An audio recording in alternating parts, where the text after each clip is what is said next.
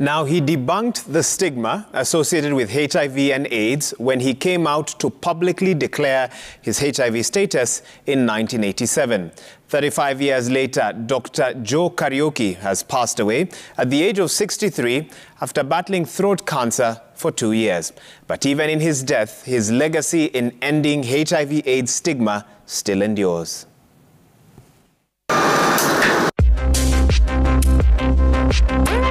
At a time when HIV/AIDS patients were shunned and ostracized, Joe Kariuki came out publicly to share his HIV and AIDS status. The year was 1987, just 3 years after the first case was diagnosed in Kenya. He was the first Kenyan to do so, and the belief was that he did not have long to live. Remember, during that time, there was high levels of stigma, but Joe braved that and then became someone who could publicly talk about his HIV status. When he did that, he was doing it so as to help people living with HIV to declare their HIV status so that they can access treatment and they can say they are there. And once he did that, everybody who was suffering from HIV and was silent, because there were people who were there by then, they were able to identify with him. 35 years later, Joe Kariuki has died in Nairobi after he succumbed to stage 4 cancer, a disease he has been battling for 2 years.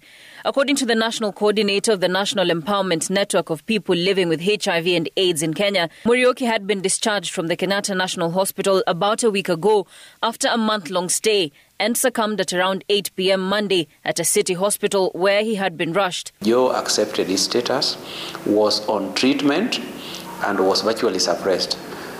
But what killed Joe was now cancer. He's been sick for the last 2 years, but this year he's been in hospital before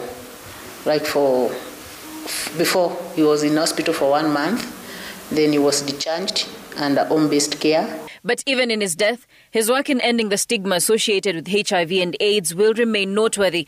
At the time of his public declaration, the disease was primarily associated with gay men and extreme hedonism, and information about the new scourge ravaging the world was scarce.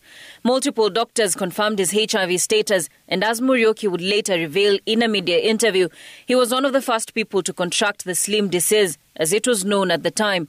Ama kwa kweli hakuna hatua iliyosaidia Kenya kama hiyo. Kwa sababu hata nchi kama nchi ilikuwa imekataa, haikukubali.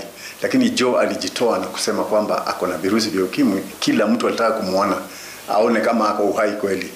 Wengine waone mtu ambaye ana virusi ufananaje. In the 1980s, living with HIV was a nightmare. Kariuki had to deal with adversity on a daily basis, starting with his office, where he was relegated to a lower position. Eventually feeling unwelcome, he quit his job and relocated to Nyeri to await his end of days. This country, and especially people in the HIV, have lost a great hero. Amewacha a very rich legacy. A legacy that when you are positive, you can make it. Until his diagnosis with cancer, Kariuki lived a healthy lifestyle and eventually founded the No AIDS Society, a HIV/AIDS non-profit organization.